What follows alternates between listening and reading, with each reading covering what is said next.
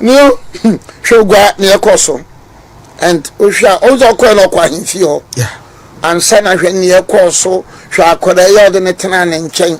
How many of our chiefs will do that in this country?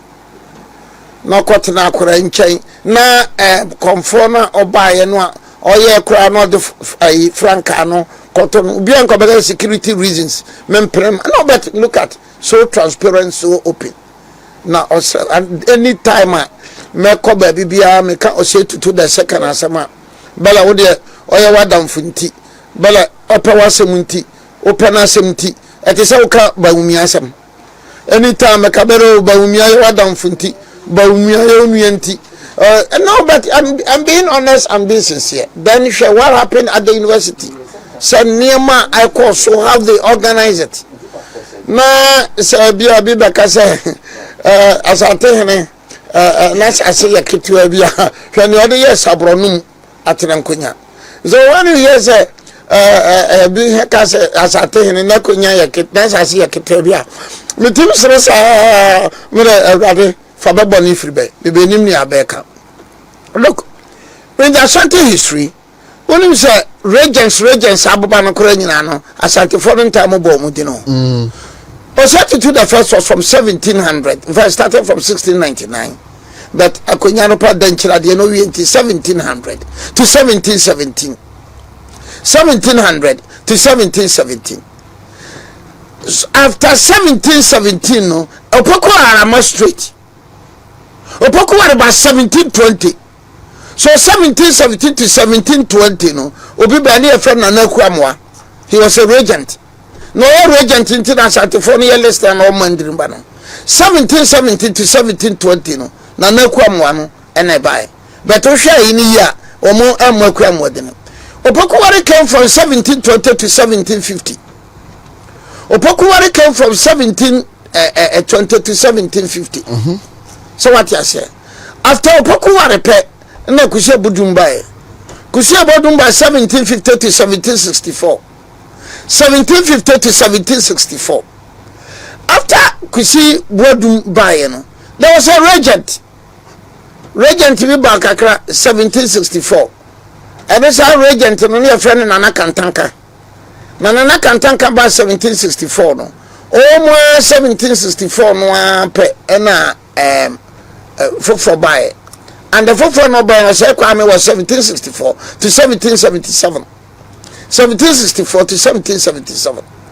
Then another regent came, but that regent who came in 1777 no, only did Kakrevi. And son was by 1777 to 1803. So when you are talking about Ashanti history, no, any idea, sebi, every cell. Nyaminu Shirabe. Nyamie Shirabe. Na say Nyamina Shiraba because it is not common in Africa or in Asia or elsewhere. Say Kwasibu ni becho hene edinako baby for 30 years 1896 to 1924. And so by no kingdom no sanye kakra chenesa 30 years mfiaduasa. It is not common. It is a bit general as I tell you, Asafia. No, but Christopher Tier or Henibu or Blue region. Or Nazantene, only Gazibruni, Bada die. Nobody, come on.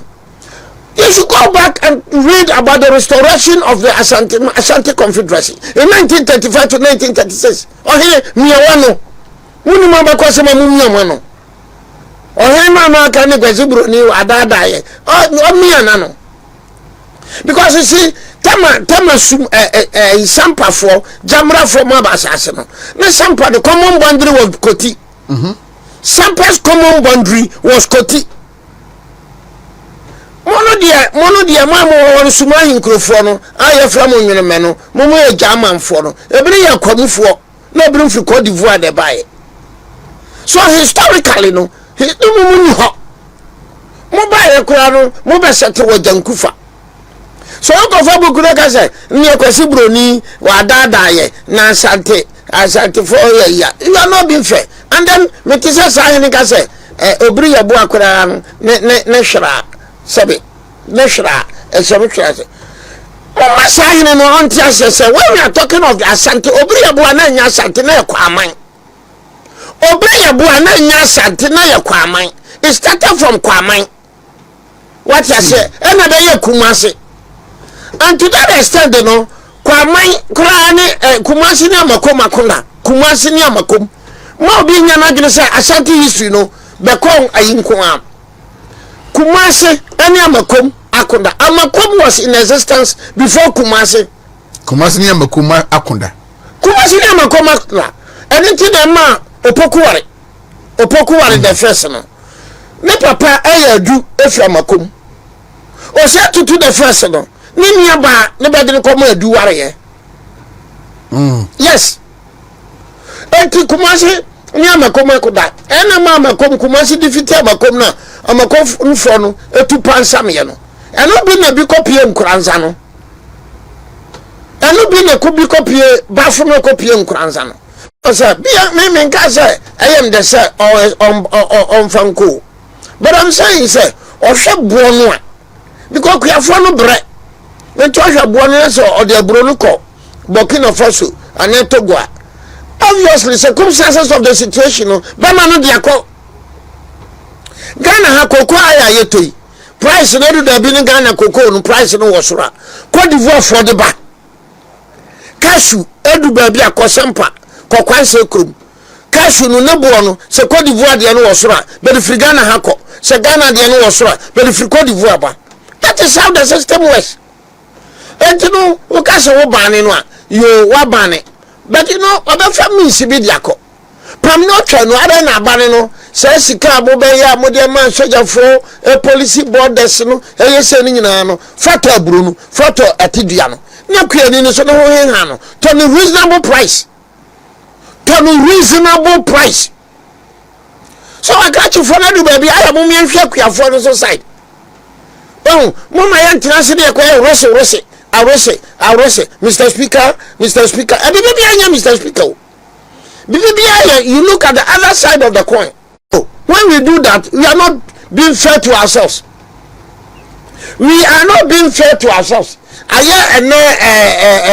Showing one somewhere. Nsonu sepa na nsonu saya nsonu no galamsey na do should resign. Now say they are saying mocking. So when you have the Kodoyankers and the Professor Jampos are talking about insurance and joy news, never insurance, you are not being fair to the ordinary farmer. You are not being fair to the ordinary farmer. Usona say no hard journey. Usona say no enye. But what are the causes? Because government can so hard. There's a community mining. Okuta the licenses. Man can so oil community mining. Professor Dare says that you declare national emergency or galamsey. I don't think he comes from a farming area. I don't think he comes from a farming area. Sir, Professor Dare say the president should declare national emergency on galamsey. National emergency on galamsey no in what sense? It will not be easy. No more galam stop. Yes, Operation Halt. Yes, and the never could be so come. We are not being realistic. We are not being honest to ourselves as Ghanaians. We are not being honest to ourselves as intellectuals. Why? Tell me. One woman can show her. And can you put person your MPP for na in the fight against galamsey? Yes. To say no, woman liberalize acquisition of licenses to undertake community mining.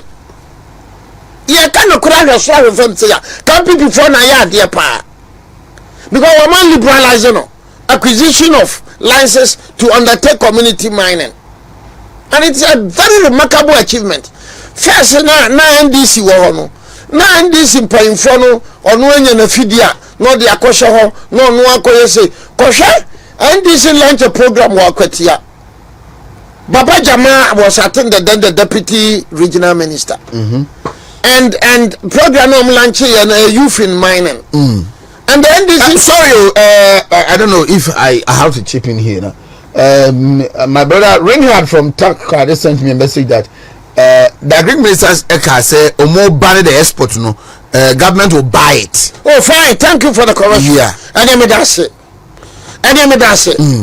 anu kura de ni opa ma aban kura nka se onbane onto yeah na yin kura se ni sa de obeka so ban onto what the price ni ye mo because all the country no risk bi wom yeah or the Cote d'Ivoire risk wom or the Togo risk bi wom or the Burkina Faso risk bi wom it is aban si obeto kura de a any opa kura the men now so say you ban don't announce it what you say so you don't announce it. It's a sure better. Good. Yeah, I'm told on the finance minister, I think there was meet the press or town hall meeting. That's right. Some women are Okaka, almost Pekasa. So the Ministry of Agric, the finance ministry did this. Me hey, Sabi, and your people now bomb me pa, now buy na bomb me pa. Won't to be na be a juma and wa family. And was a man from the party na be juma. But Momo kwede na mo say oheneba and dey room to me multimedia mon for dey say maybe grandpa ya we no decision we ni ya take ba Momo ko bia na bia obehia enie je na e for body roche Ghana for ba Momo ko bia na I don't know this me listen as a review na I am adom no dey say and you don't expect us to know everything or hear everything government is doing. And Kasakandi, one for Nipa Bako, Kumasa, one for Nipa Bako. I'm going to say, I'm going to say, and I say, one for Nipa Bako. So, Samuka, you cried, and cannot grant the resident minister, and your needs are over banning, or better there, because the mechanism, the dynamics, you know, we are some water no Akran, and no be in Franco. Yeah, because of the inherent risk. So you see it. So coming but coming back to you know. Now because so now me say look between MPP and NDC Professor there. I am pointing out to you say ka MPP for kra no say we liberalizing no man say na man for nya license to operate you know. Ama galamsey no abafam. Because we should not make the mistake say bilimba gini say se bia ya mine no ko ade a galamsey sani bi ba gene yebo se bia ya mine ko ade a galamsey that distinction must be done enya ba ba ya mine no ko ane ba ba ya beni krata beni tumi bia no eno ne be fa no galamsey na ni oya owo tumi no oya small scale mining no o timi fa no galamsey what you say. It is a professor then then MPP fired, but in so anyway. That is the question that comes in. Okay, so what the task force should be quiet. Back on a then a gala stop a giant. A then operation hot a giant because back on. So man can so from where you just need to be convince them say man can so from a community mining. Baba to no a man can so for. Bashu be nipa esa bashu be didi be nipa esa bashu be didi wa hu wiase obi a watena wa ma ba ada ne nchena krama na beka no governments upon governments either MPP or NDC mo de mining leases man multinationals mo de man multinationals na multinationals no kura ba abane pay for nhwe se kuafo no sika be betua ma be no eno kura so ani abane pay for nhwe no just a debia kuafo ni hiafo ni woni bienu mo buka bedua shabanum ko techre what happened in Texas recently Ministry of Roads ayi kwanu abayi no but the akwako me mafuo but the akwako from but the me mafuo but the akwako from and the me no be cancel but magazine for ko block road no me ka say na magazine for no be ye no eye papa but me ka say no so eye bone because pay them the compensation contractor no yen ka tell us highways for na say yenye and so say akwa na be yi no e new month na be benefit ohini ba woni what is happening in our country here so new month for no ye adwuma oba bia wo mo ya prepared sakwa no be yi ni ba betuaka and so whether MPP or NDC new month for no person be ya be ma benye but amude muntu asika no ma urban roads or highways no urban roads and highways na ko engage the services of the road contractor is that fair muntu asika no ma urban roads muntu asika no ma Ministry of Roads and Highways na Minister of Roads and Highways no or never go to ya contractor neka but we kwa no be in the na kwa no be in the fisipana it is the new month na benefit. These are some of the things Ghanaian intellectuals, Ghanaian politicians, we are not being fair to the system, we are not being fair to ourselves, we are not being fair to Ghanaians. MPPO, NDC, MPPO, NDC. When you be nabi. Yes, you say. Yes, I say. Now look at the Metezic and American Association. Sir, almost says I buying and taking bold decision beer. Almost some strike you some bad day. I do be a member of politics room. My politics room.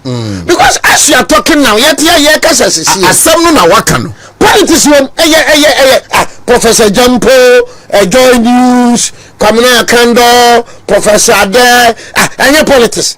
Zabara di pa yankwara. Babe ka be ko wasa krupon.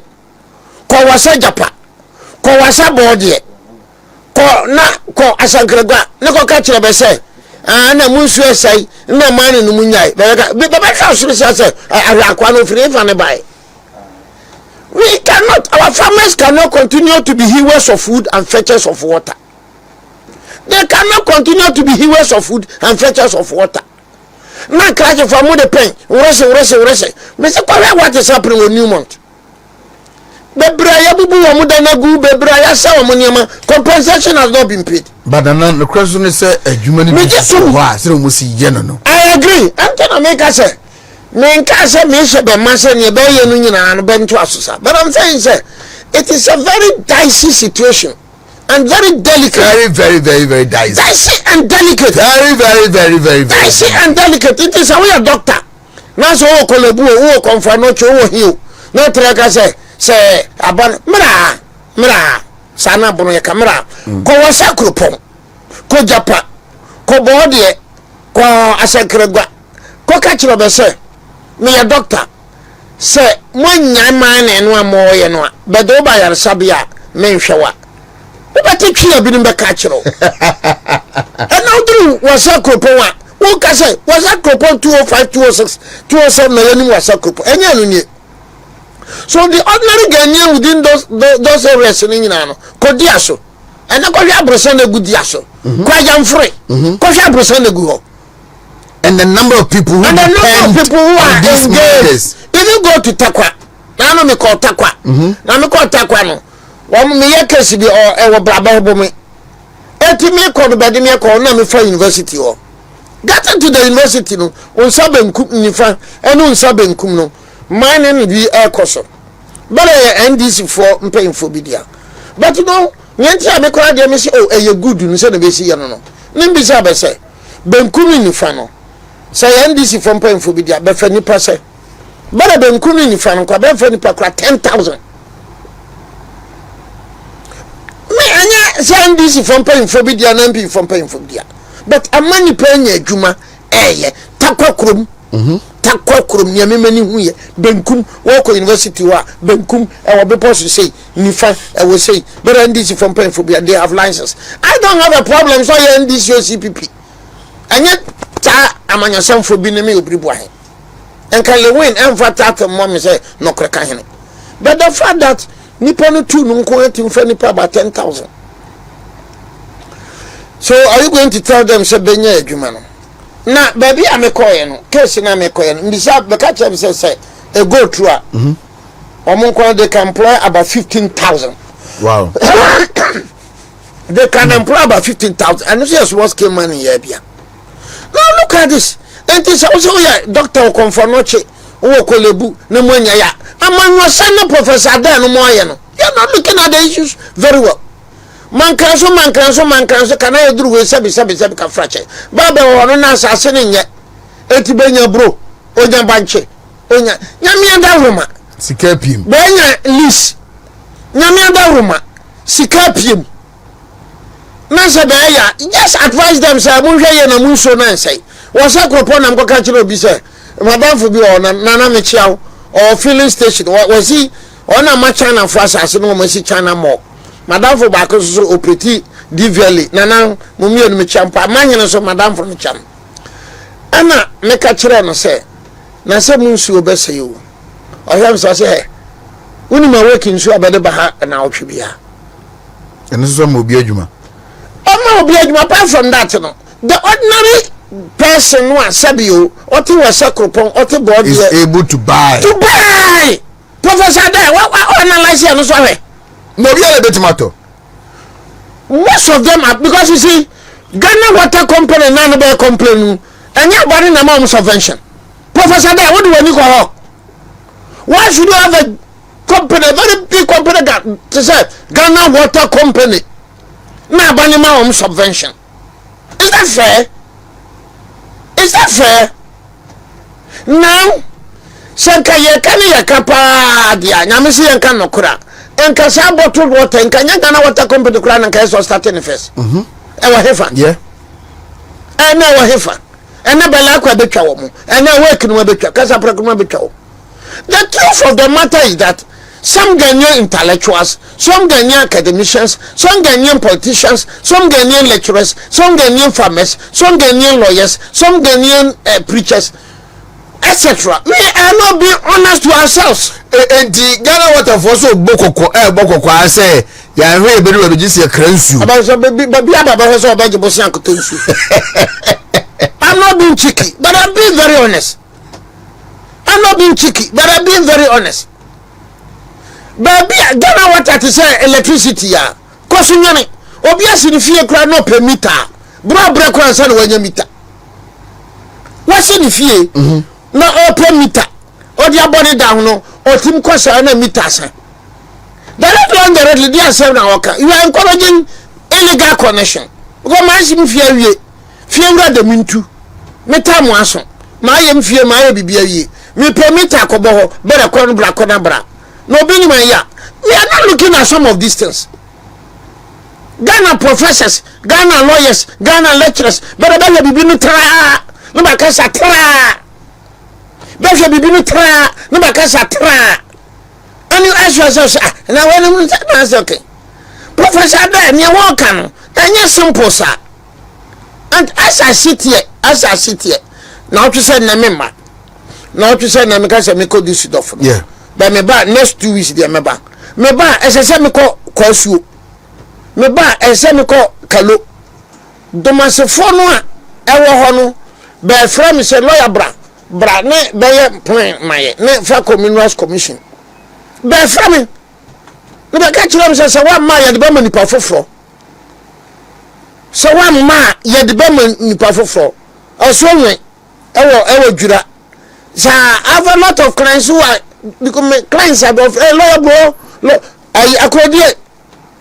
akrodie mensia ohin da mensia ya me dia lawyer tumika brantem ne brabasir ko yankrata ne maye what you say ko Gambia number 2 better tumika bra because you see the ordinary Ghanaian no hwe sika yaji abaniji free multinationals o na ohu benefit bia o munya free multinationals na so mo start mining no nya licenses na community mining no a kronum akonanim ana man kan se krotia haya man kan so ka se krotia na je se wo haya o go there my professor there ni jump onum kotena nka se the point is that that's bre the ordinary farmer must also survive in life, and therefore they continue to be hewers of food and fetchers of water. It will be the license no ya mining no, but the illegal ones na ya no one pump to anyone so one more forest in munu, because I've seen okatachianu one I've seen it. Akatachianu ya na manager umpa one more forest, but once again let's ask ourselves, Chinese for two no okatachianu to come up from Bawumia. My other man say Meti say better process for no, but the Chinese don't court. But the batum matters is a brahmente. Sometimes your system no crowd and some more. The police are disappointing us. The judges are some of the police are disappointing us. Some of the judges are disappointing us. Some of the lawyers are disappointing us. And etc. Chinese noa mienu noa okatachem chiba noa ye nyina ye hwe ye no a be de be koma prosifo no se ba wo be ko remind ana se be ko remind obi onim ba bi o onfre no nka mayenti hwe ne se dwabo so ba ko chibe be ba ko court na remind wo mum ba ma bebe be sen ko next time police prosecutor de ba wu be se ba wu dia mun ko for death certificate ayira ata sabra. And you put the blame on Akufo-Addo alone, and you put the blame on the MPP alone. You are not being fair. You are not being fair.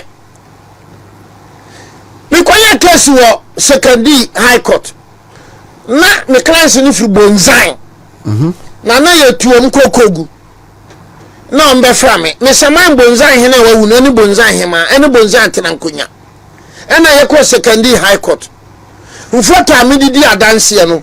China fridge na chamfren no ho kokoro abatu agu nyina wo ho a chese achinya bia ni yakokasa abara monna na ade achia ye da ya ade achia kokoto a judge ni say application for injunction refused ohine ba what is asem leader judge ni say application for injunction no wa refuse.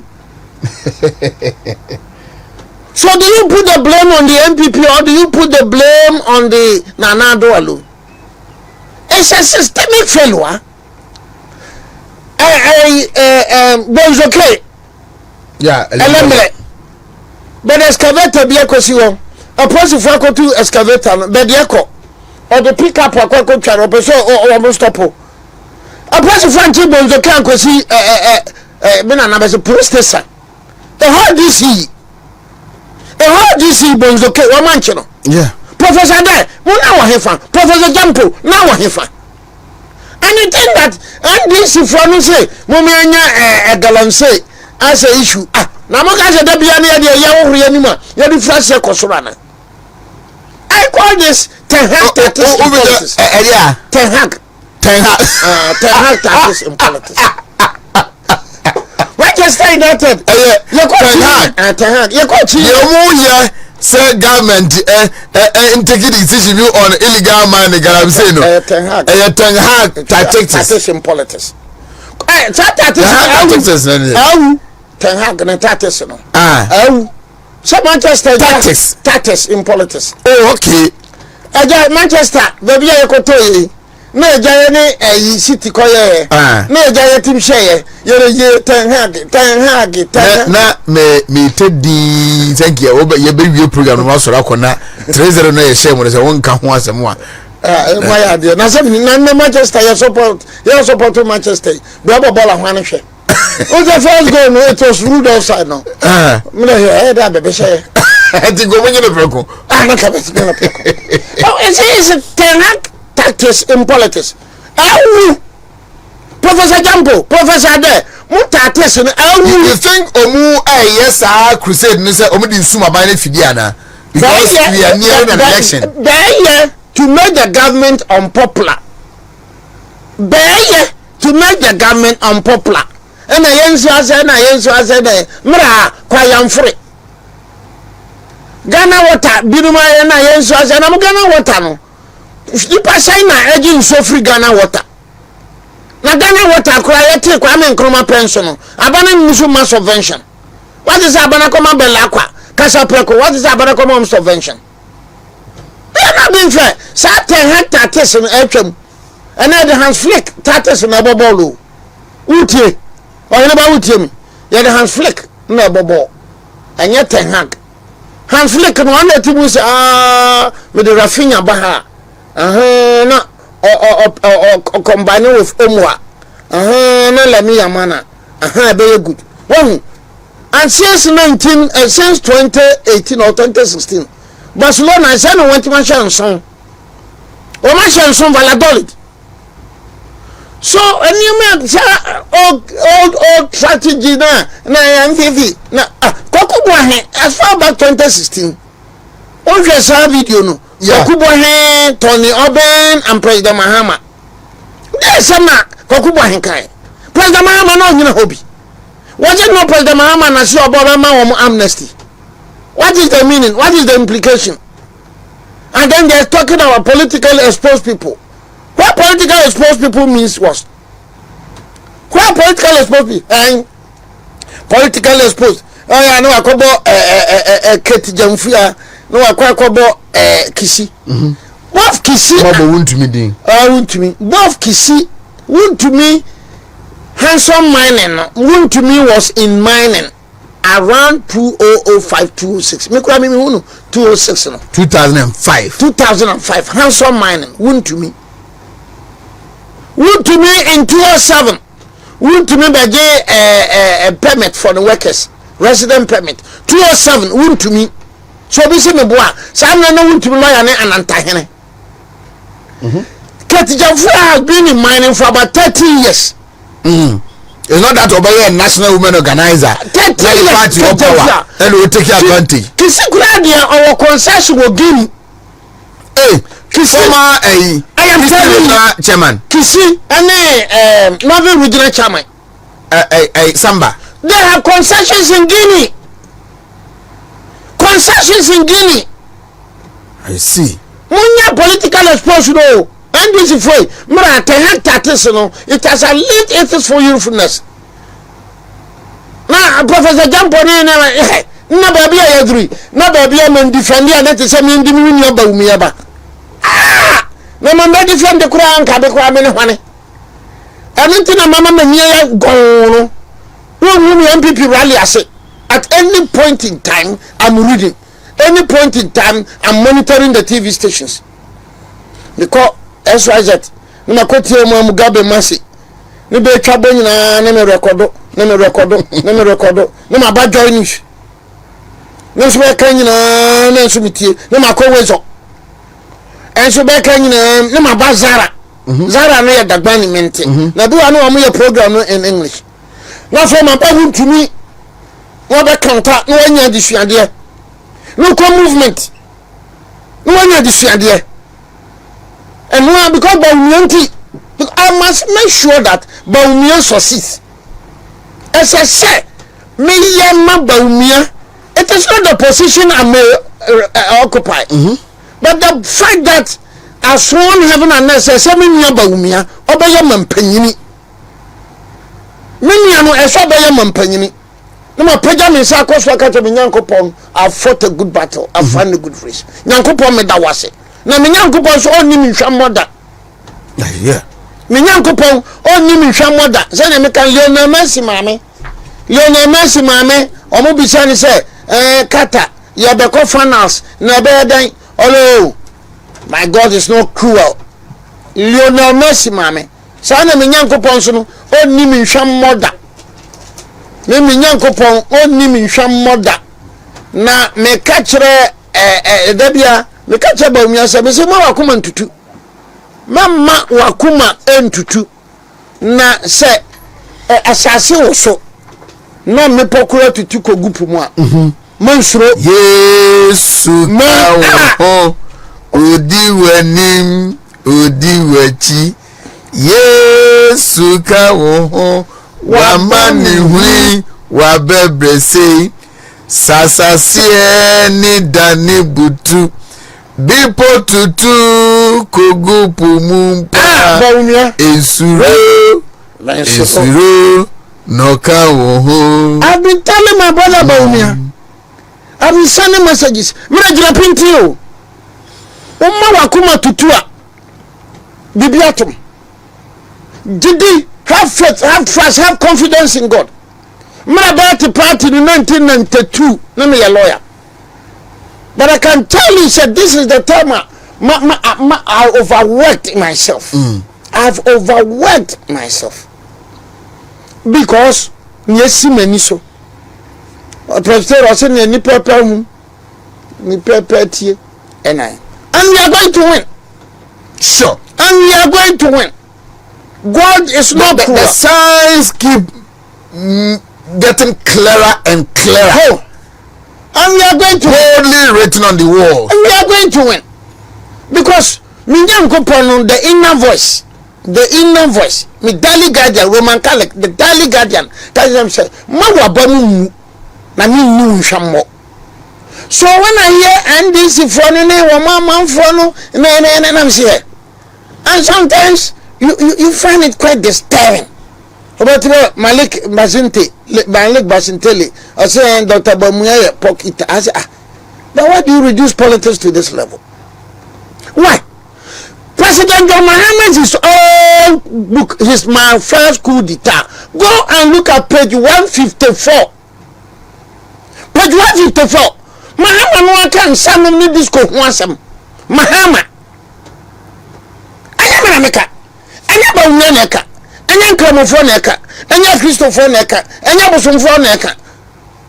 He said neka say. Go and read page 154. All ye ko disco ya nom nsan ya gieni efise no ye papa no mu wosika. Mahama. My first coup d'etat. Menye ni se Malik Basintele no wakan. Menye ni catch and say me started the campaign to bring Bawumia no. I continue to read and we go so make can say me sua sa. But so banya sa bi me hwe.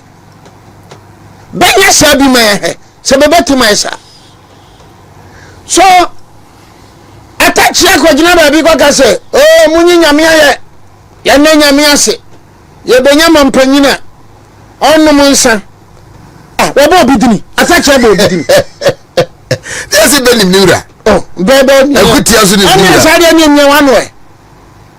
Attach so why fi kote. Then tin e so to come attach say onpa Mahama cho. Attach ya bo bidini bi.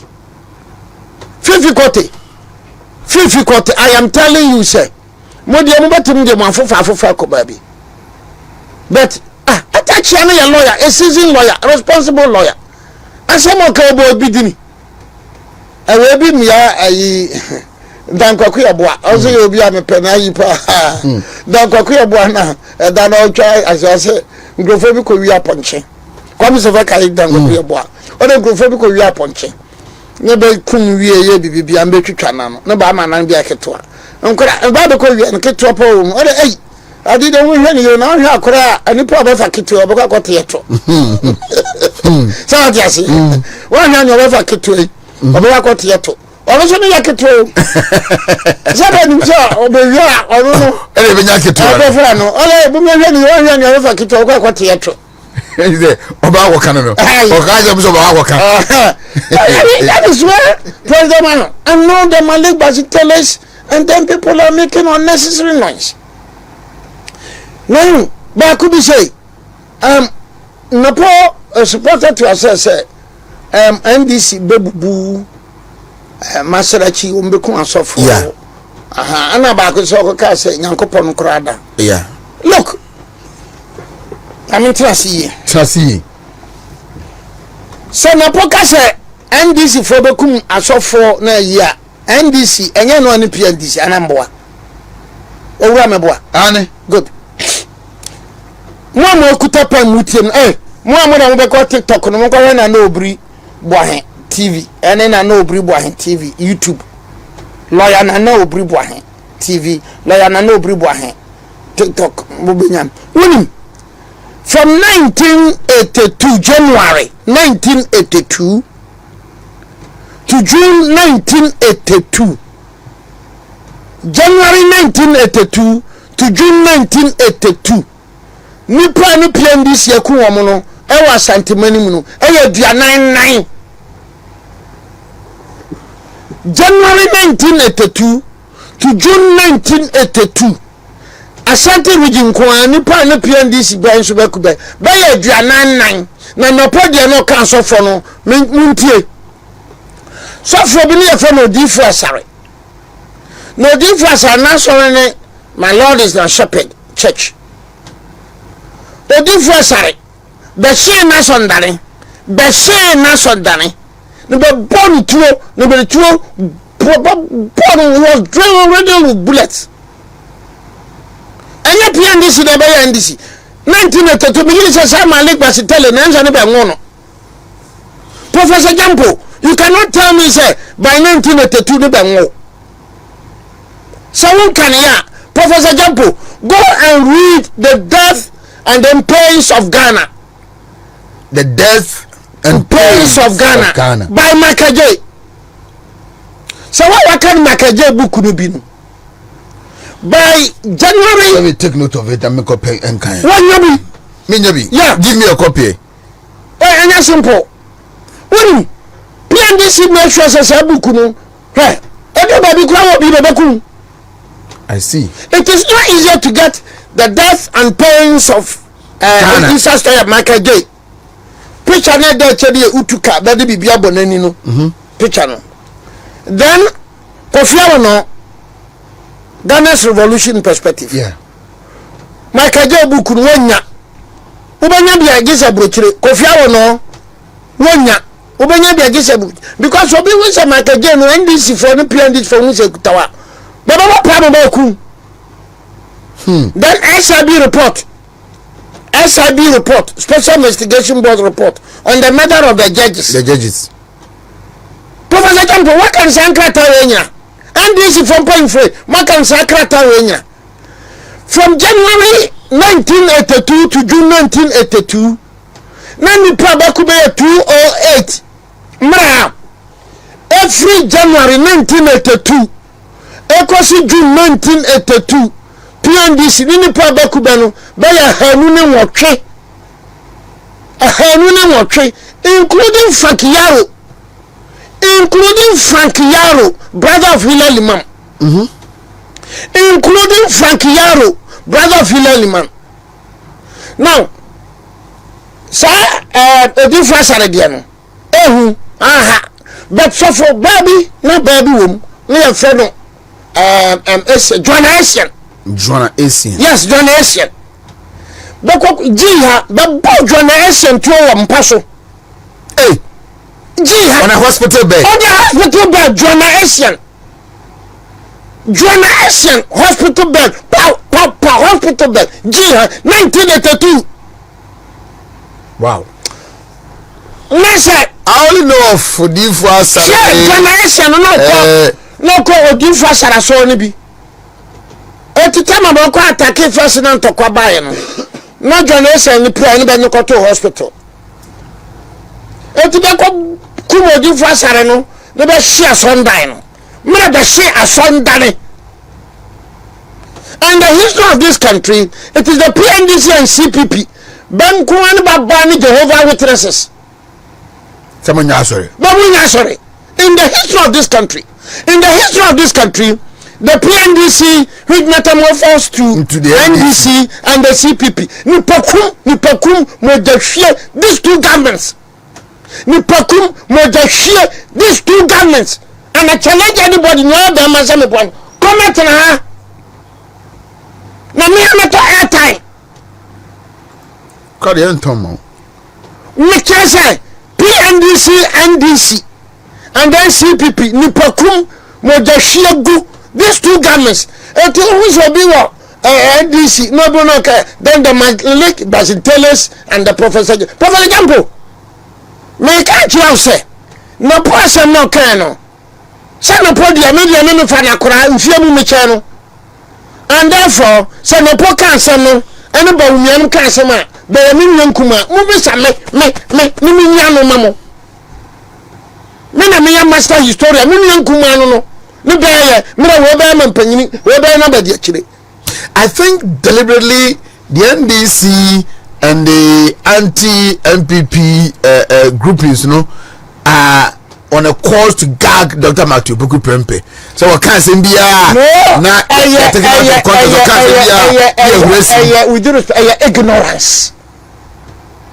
ignorance. Because you see, the Roman Catholic Church once again. Nyanko bombo ni person esaso. Yeah. That is a catechism. Yeah. Betre.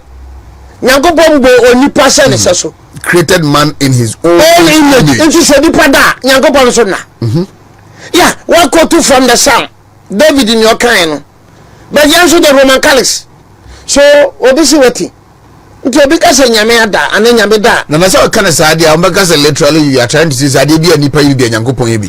But that is what we the Catholics have been told. That is why we the Catholics one pass here, one call Bemosu.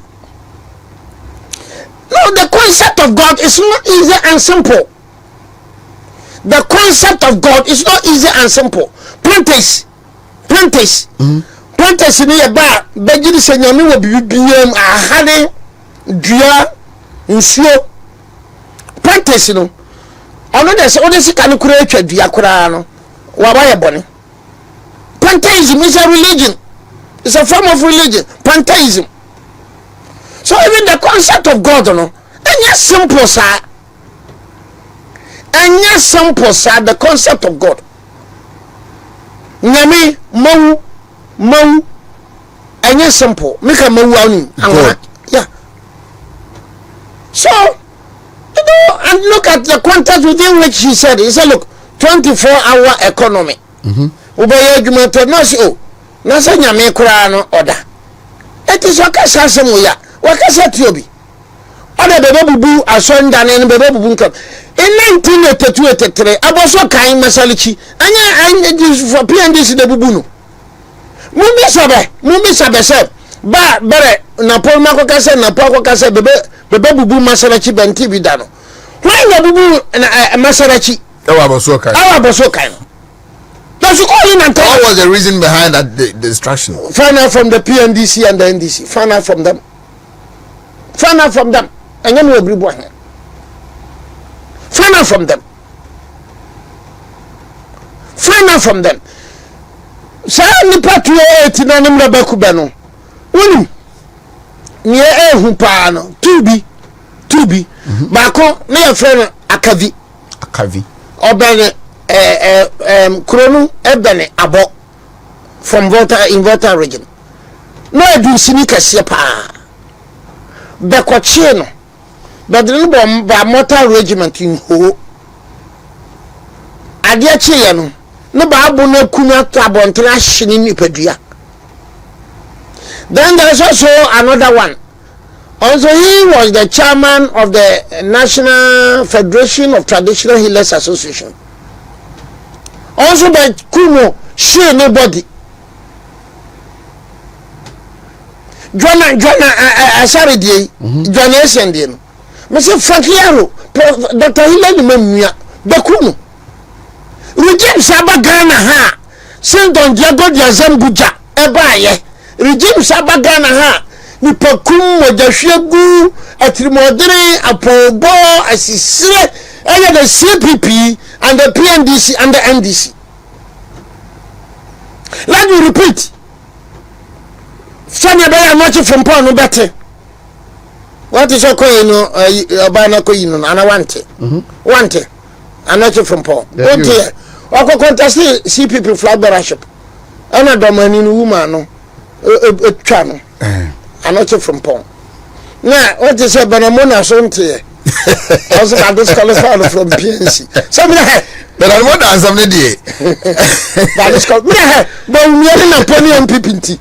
Many better house every day I read virtually everything in this country. Every day.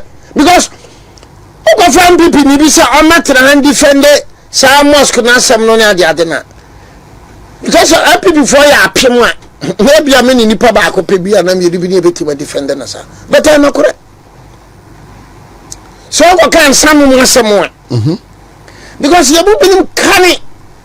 Ambassador Sebi NDC ni. Yeah. Okay, so Oluman Sapa. Malik Mazintele. Professor Jampo. Franklin Kujo. More. Right. So you share the NDC on exhibition, voter exhibition exercise Nekakra. Na ya behe drip machines, you know. We are expecting Kokobot CEO to be here by 8:30. NDC no. Na evening komo. NDC no better you know. Ato sabra mumu hu benti amoye nkora. Mira moye nkora. Mira moye nkora. Nenti ameka se moye nkora no se. Obia onim Ghana abakosempa no. Abatu nwuye pa Ghana hano. As far as Ghanaians are concerned, about 1 year munu, met me catch us a year to about a year munu. Perhaps the first started in 1956 when there was this plebiscite. And until a drew babia, now a man for no more voter region, Papa Vinumuno, yeah, you know, a drew babia, I get worried. I get worried because more voter region more yen any time dankwa buzi odombo party bia baba power bia no and as agitation no estate mon kan kuja to black kwase mra he should go and read the results of the plebiscite in 1956 okuja to black kwa mon kan kire no ene kosika dem so mon kohwe results of the 1956 plebiscite number me be ngom esumi pahunti. You realize that in 1956 Kwame Nkrumah was almost the leader of government business. About some people were disqualified. Some people who came from Togo and Votarians and Beto Abano, Transvotano, Bababanto. So people were biased. The CPP biased people to go and vote in favor of yes. I see. I am telling you. The CPP biased people to go and vote. Non-votarians were biased to go and vote for yes. About mupano, baba ya dear pa profession, CPP, and NDC. About Kokani the stolen verdict, which was published in 1993. Kokani 93-94. At the NDC for the day,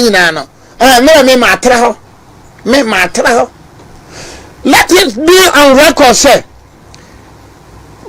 Policies are bedia besha batwo so. Since 1992, abatos sabraha. Abuama batwo akwa animu biano. Eye MPP for na deba. Since 1992, some people never court as a party. Some kran never court as a party. Policies na badia banyina ye MPP for eti NDC for say yenye broadcast for so PVM agrobuni bedi. The NDC and the CPP, they are notoriously known for rigging elections in this country. Notoriously known. They have that notoriety.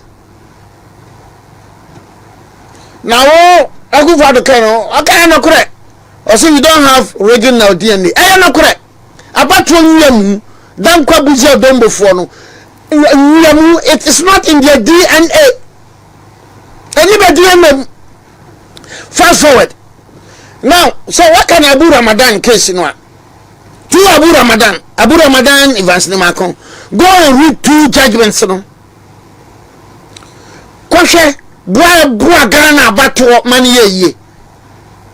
Abu Ramadan Evans Nimakon no na MPP about it. Yeah. Ayama Ashanti be dey twerum na yes case na.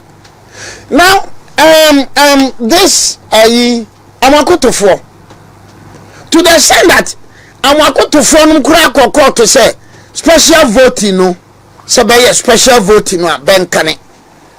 Otumfuor no at the court.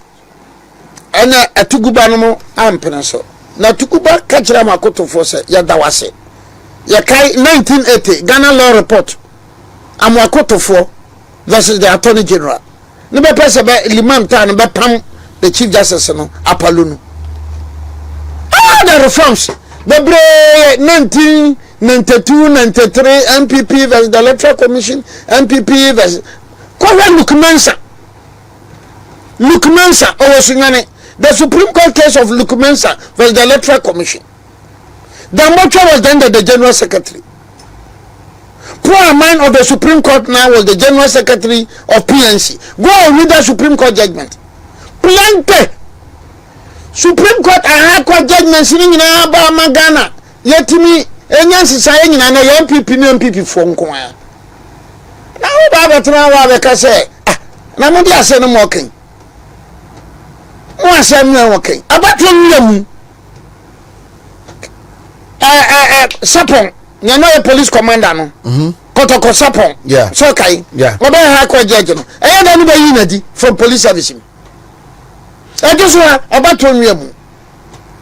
When we are talking of facts and history, man, about you, CPP, and PNDC, NDC, about you, dear, communist for the betime twa drip machines NDC for no dey wan yanka obi mra mensuo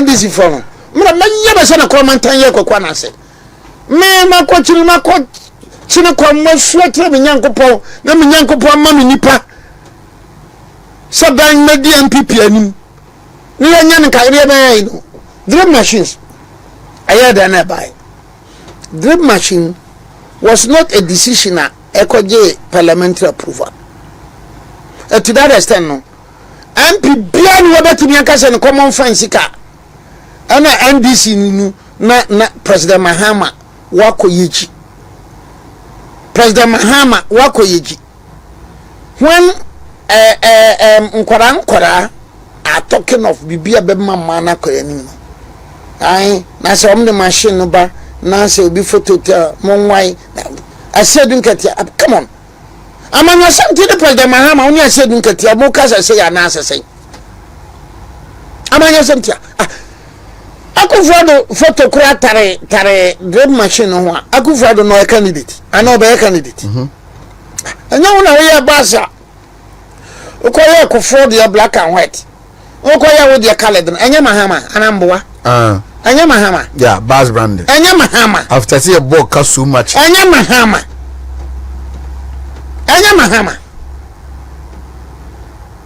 onwa politics mu Casimiro from the hand tactics no that's about politics mu Casimiro politics mu Casimiro President Mahama Dormaahene politics mu Casimiro na no say Casimiro on changing no ya nemo no na man for ebo no hu and be ebo no hu you see Kamala Harris in the US recently oko Democrats Congress tieni ye NBO tieni Kamala Harris call US Congress at oko share Democrats okasa and she quoted from Dr. Mahmoud Bawumia. She quoted from Dr. Mahmoud Bawumia and she acknowledged it. So this statement, what I say, with the kind permission of the Vice President of Kama, you quote Bawumia or America. And I quote na yeji. And I have 500. I am for Mumu. Come on. Can you know mode free kuraba? No more conscious wa matena. Constituency na anabisi winning yen. That's a 280 na. Nso sawa na matena na mubo wa na be assist be dey gufam na be check. Come on. Then you are talking about dream machine. Yeah be we kurase, ya betete ye kurase, ya nyini we kurase no. Ya de ye kwane hia ye chen bibia. Yeah so what no kurase da na nka bo hu kwane sa mfide na ba ho mfaso. Mo amuti kroma mo had say amakom ana ha asokwa wo asokwa ha wo kwa buwa kwa nye buwa kwa ne yebeko ni na nye kotare wodem sa mo hu akurasa setena akurasi da bi kwa won ma zonto anu paraji akura emko and therefore say abane no de mfidia ba na be yi kwa na atwatwa to mu a nya yensa ne yepeja kosoro say hallelujah. When you were the president, I don't know the one confirm for the Nibiama. Politicians who don't think outside the box. You are not visionary leaders. I call for Fidianaba. A Fidianu, a bayi, Adentia, Timami and Co, Abronya, Bofokrum, I could see them, I could see Badu, I could see Tanso, like I say, at them, Soko. Abasana so ye frumanchi afa kurubi adam akọ afidie no ebe ye firi hele akọ nkense nkokọ akọ afidie no ebe ye firi drobo akọ kwanse kurum ye kọ afidie no baba be fa zonzomia je mireja akọ afidie no ebe ye firi manje akọ fa duada so akoduru sampa akọ ye kurase for de muti krom na mo pe as water ni bia no na ye de ye kwa ni hia yo e kurase for ye kwa ni hia ye enti don sesere afidie na be ko yi don sesere afidie na be ko nsa go besa afidie na ba be ko bore so a ye de ye ni agio So the value of the machines to the ordinary Ghanaian is great. Enti aba na NDC no aye o ma atase asele na Messi uka ball no de fa Jerome Boateng na obo apem no uka sa ball Barcelona ne Bayern sana yebe yomu election day omba hadwini na ma aka ne meka sa MPP for be ho yam sere MPP for minyi twinya doa be ne bempemfo nyina be ho yam sere. NDC no making sure that they will make this country ungovernable. Look at their comments. Consider their comments. Consider their utterances. Party in power. When I know see your mother drill machine, when you see it. When you see it. Party in power. NDC for they have nothing to lose. Oh no, they have nothing. NDC is violence and violence is NDC. Na party in power abema no a oba President Mahama bekasa na bebo no ba chibi our policemen, our security, some of them should be ashamed of themselves. Our top men some of them should be ashamed of themselves. Abema no bekasa President Mahama party in power ba papa nani so ko wura babi ba ebu pono no and I thought sabra yanchi bia. You are on top of security. Oh, hit top of security. Oh, hit top of security. Oh, just a conference now. Mokono campus kini moving pick the Lancaster no. No. I am saying it. I'll be saying so. Look, the party and the government should be interested in this. I said, free and NAPO. Over to ISC. Oh, NGOB. Omabuabo omuhu. Omako prisons. Woman that condemn cells, Yakoyibi, ya jail munyes kenti omu fine, Yakoyomu from prisons, media phobia, Beshasi Ayesani, and as if say they are philanthropists. A project NDC for me. Minister for Agrek, oh say, oh better broom, enti Mumayan Spoto. Enti moda soja fuluka ko guboda ho anya sa anom kan anya sa beka ye no Ahmed Tan yeah ate se banda ya me banda ana eni okuja tunum o man ka se benti ase aburo mo MPP fo aburo ne banche ne atidua kora be de beko no moda soja fo na police fo beko na bato a wa hwe wiemu a edi ma boni sikantwe no edi de na wo fa soja fo ma aburo no mu dua ma akuafo no aburo no eni atidua no mu dua ma akuafo society bia ye ni abre society bia ye leaders na ni abre hwe ne kwa kire no enka ba na no awia in September nka soja fo no police fo no nam kurum akoya na anu ko bubu the business no oji sese o kono ne soja ni bi ko agina wan ko beko mimi ni ajapade o mimi ni hwe nyame mpangu mana be hia me obribo mi ni hwe muna mu ajapade muna mu ni mo hotels muna bi ni mo adana kase muna mu ajapade muna mu factories na de no eye sabi common sense dia kwakwa na siatrase dia wuonu ntikuma ntrase ntonko na sabio ehunu bi dante na bo asrewa oje ne ba wa yinani ho memra ma ya minister of state interior ministry in 2008 security broke down sani ma we ya afede be kotan no bantimanko ana ku fado wantimanko time you were the flag bearer empanyina mpa ukoya nkan kababa tuti aje ko nkofo wantimanko mukosia nwanchi empanyina mpa ukoya kababa tuti now nyankopon aboa ma wire power tumi number hunsam asoja from over bebragum a process for MPP be my employ bebre asoja for my employ bebre ana de ni sibu kwa minister for defense akoya Niger asem the minister for defense assembled security top gurus in West Africa. They are some okay. Who Nigeria some of our home. Ah. Nigeria some over to me for Northern Nigeria ko Nigeria. Northern Nigeria Nigeria in the Fulani. It is like wako sampa. Na oba wanim ha. Na fana for wako wachi. Uko divoire na fana. It is like wako Narungu. Wako faha mampusi for. Uko Roma mosi. Bayanuya.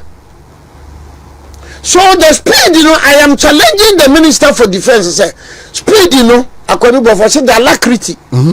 Speed, what do you call say Niger? First, speed, ni be braha. Ni actually ni sign. Ni actually say, Mama soldier for NDC club. Na ni abanunya. I am not being an armist. And yes, I mean, no money. Me no kwakani no me. No kwakani me. You are dealing with NDC and CPP in 1955. In 1955, Kokwata, never friend Kokwata, Osino, no Okotake, Kwaben Kroma. Onokra wan take no Okasetiano. The chief Kokwata, CPP you, the chief Kokwata, but the Nokofobia. Busline ne dis aseno, Bobia Kokwata for, but Kokwata Kotum.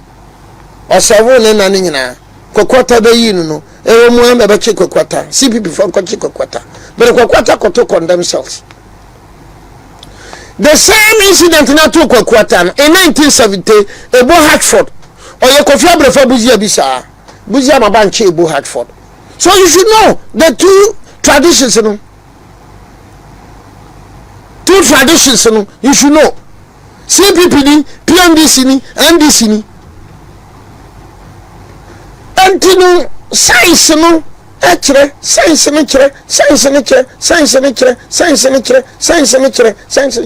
when in 1965 we mo beto abano Martin from bebre no let me start from 1958 baba pass PDA no dan kwanu ka che CP before binim say oi munhwe ni yo o jawe botoro jawe gedeman o jawe achire gbede manu nyina ababe bedi kwa mi nkruma achi no be nyina abedwane ye gbedema Accra Central na gbedema city Accra Central na gbedema city ena gbedema de ma kwa mi nkruma gina ye kwa mi nkruma ebe kwa wiye no no pe gbedema kunu tami gbedema when na ye kwa mi nkruma papa achire no kwa mi nkruma ni na nya kasa Tell me, John Rollins. When I hear papa in 1981, 31st December 1981, tell me the best capture broadcast. Now there was a resistance. It was not Rollins Abamabu. It was CC Ade. CC Ade no can just say, hey, you better capture. And indeed, they captured. CC Ade actually did about Tony Rollins. Pharisee, it was Bwachija who was the spokesperson. Pharisee, it was Bwachija who was the spokesperson. Actually, they never told Bwachija. Bwachija, by April 1982, no Bwachija, but Church Mejan, next say, Nam, by the children. In fact, Mejan and Goka were executed one day. Bwachija, brother Chilemejan and Goka, they were executed in one day. The Gokas no mu from Busia sika wompa no mu Togo na bi nso wo Ghana ba chibe me na me ka kiro a che Bwachija mbaye no waseme ko NDC Bwachija de ane esa bo ze Samuel bi so wo NDC no woni se Samuel bi wo NDC no Samuel ba papa kakre Samuel no papa tema judge sinu wuye no na kakre Samuel no papa no ona I Methodist presiding bishop say Methodist pranyini nyina then he gave a very powerful speech na Methodist for be ko nhyamu bi won kan ana be ko ye no CDR for bi ko se be na be ko peka Krista Bono papa kunu Reverend Samuel, a very brilliant person benyo na batisib ana omoko ayi ODD Odd Fellowship Lodge ODD of fellowship because I did as Adani. And in March 1982, 2nd March 1982, all fellowship for Adania Asaman Kese, PNDC agents Kosem. On 5th March 1982, all fellowship for Adania Wokofodia Kosem. And this NAPO Kase, PNDC, NDC for radio, Bebubu, Dynamics, and yes, sorry, Dynamics in Kwa, I sorry, Danny, Morechi, any lodge for Adani. Asori dani Masarachi any lodge for Adani. No part of the Kuma Sofo, any Sofo Nkwa. Yaya boy was a very powerful Dunsini. Okoso, I know Oko for Kadia. But the so the try Yaya boyti. Nasanko for Yaba this track record. Sanko for Yaba Yankupani Champon. In 1977-78, at the time of union government, Wamuna Suye, Nini pay championship bedroom 1,500. 1,000. So for CPP, no for a champion union government, no for PNDC, no for NDC. Benina, but Treasury Amuru to Dr. Kwame Nkrumah. Benina. Because by 1984, now almost 600 Ghanaians by the back of Cuba. 600 Ghanaians. At that time, we could just cut the Namako London Sebenco school. Or the Binumako Cuba. To some make a way and I'm catching people for say, no, Mammy, have no castle. What ye? No castle, no so for that. Woman, I am for this idea and to young couple. Na bro wan kata nani na no fasida bom na wo so no bare na kopoku are nka so oda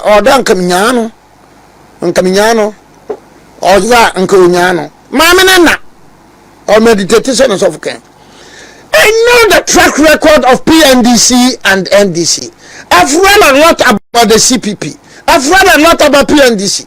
Look, Elizabeth Ohene kamu take MPP for kwade mo fa Elizabeth Ohene no as the security advisor to the Minister of Defense and the Minister of Interior. Elizabeth Ohene was in London. Elizabeth Ohene fled for Ojani Free Ghana continent London. Elizabeth Ohene Otiase. Elizabeth Ohene Tiase mo Elizabeth Ohene mechiaw. Elizabeth Ohene Tiase. She was once an editor of the Daily Graphic. Mo misam nkrata otwe mo nkrata ni bi.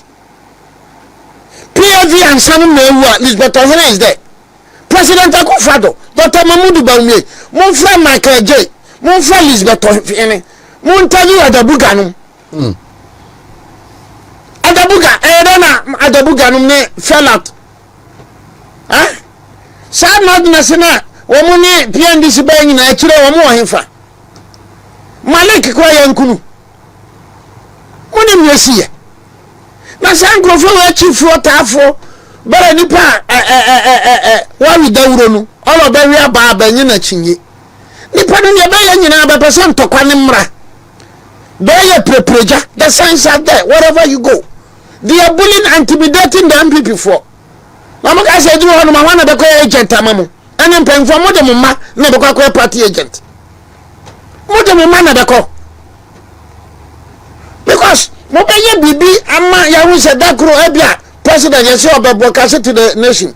President who cannot on say table so mentra ha memma mu hunhuna yen ya be man soldier for number ya woni oposifo ya beti o magum bosome mienu ana me sansane ya to aba ni all on tiase no on kokot.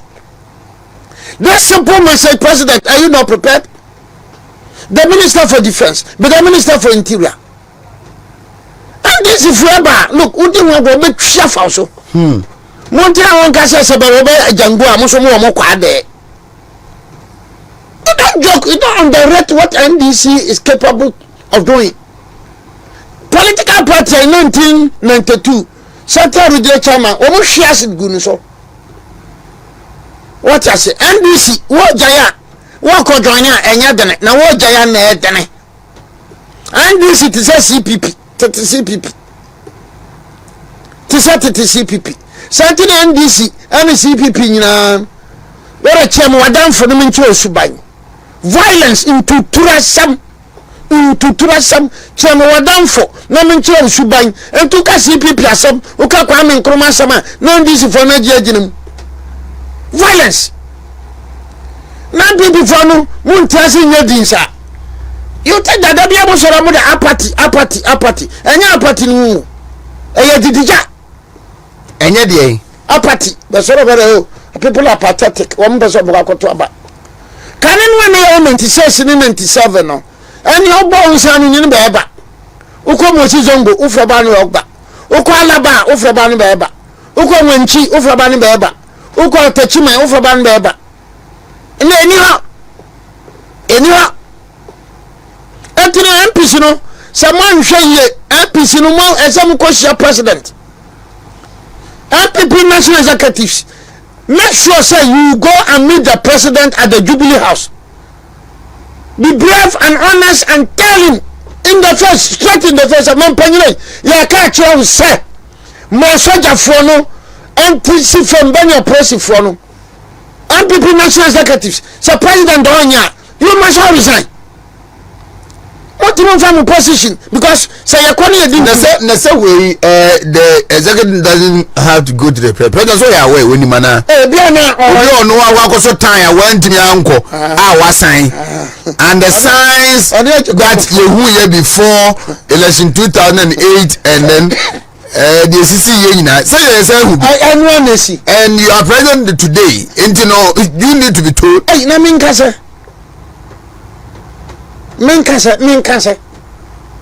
Yeah, many de because you see, Justin Kodia Yawenia, I can assure you so Obasanatana.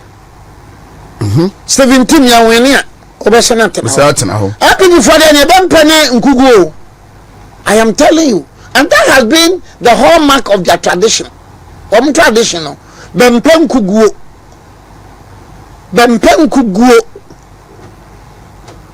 So Kuguo be back. Never we say in Friwa, the best and a show, na Google be by the Friwa. You know why? Say John Bodu was not retained. Just the MP before see your parliamentary seat sorted. You cannot convince them. Yes, that is their tradition. That is their tradition from the UGCC out to today. But parliamentary seat sorted. What they say Friwa and Friwa Ben.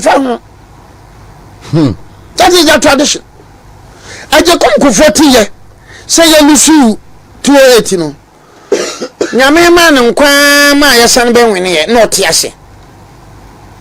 Say at the time nyame fasa manase nka ko ne krachi around 280. Nka da ye ko nka birim benko. Yes. But what try and shaham ya. Anya nhwa so na je kum kofo ye. We were telling them say hey look security no break it down break it banfi but obribo in the pekasa we went for a meeting yakoko komlemle Saturday one and head office remember many minister of state and interior ministry moment deploy a soldier for minimum PB is a called as MP as a minister oh no in the democratic and some me I feel dear so you come a soldier from it is a bear kruma abesha baton so mampanyini oni wo ba de chire ani MP before painful the beje duana frimu na be beje ntoma frimu na be beje mpabo frimu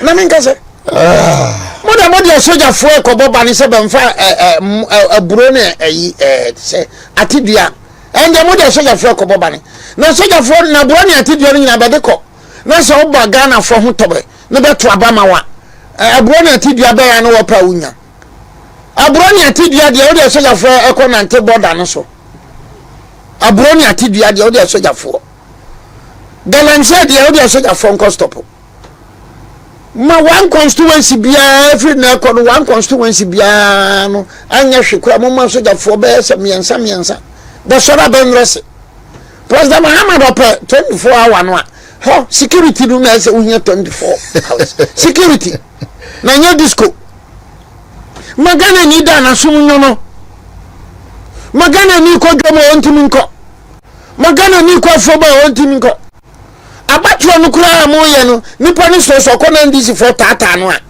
da bebo nyonko to aba no so NDC for kon be tata no abebo no nti onko ebisi ye when we no resign from the MPP na I think it was 206 or so originally from MPP no koye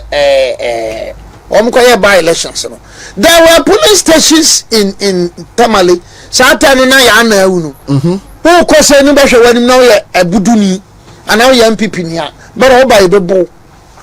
It happened in this country. It happened in this country. By the way, man, I'm born here. It happened in this country. So the truth of the matter is that security is paramount. And in all the piano, North Korea or Russia, security ban and North Korea here. And so apart from train or the economy. Or something bulletproof car train. North Korea, China, North Korea, also Russia. Security ban na China and Russian farmer. Apart from train or the bulletproof car, train. So there was a size na uno. Mekana yema soja fontisi abonten. Na se betisi abonten. Bo he du ni bisa no. Soja fontisi abonten na ni ko mu wasa kopon asumdue ma. By DC yakoka assembi abrasa no kwa so hwe ni ya parliamentary candidate ro wa from one percent bi opposite fracture be pententen se omra na mo opposite for Mahama ba kuma se ha no abebo ye no abobo ha de mo de pensere no mo de twere pensere woni pe for how long can you continue to endure this kind of indiscipline? Mahama de be na chita for be bokrachi bi wa President Mahama, President for the bodyguards. This year, I don't know how can I say no. Say na body bones okay. Men go gas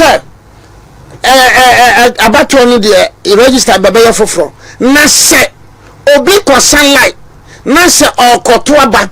Na se ukona uko senwa. Ene de obebrinwo. The friend police headquarters. Common sense. Come bibi way. Now say here is a lawyer. Say he said nase. If nase. Now person from me from no video no monty. Man show me. And ironically, those policemen who invited me no, they bring a lawyer for. Nam ko jira na mamu tutorials in jurisprudence. Monty pen you paper ni ho. Me lecture be say am cite authorities about. Now to say me similar member. Next 2 weeks Nigeria. Antino. So benya na Obriboahen TV at YouTube na Obriboahen. No kako hebi. Ba kwatim. Bien kwati na soja for no de. Ye tisi abon. Na soja for. Mo ka je me mpanyin say wo me ntisi abon tra ye betisi abon tra. All right. Me da say ma memre na say me si ebo mamane no say anopay ye bebo koko ho nkombo.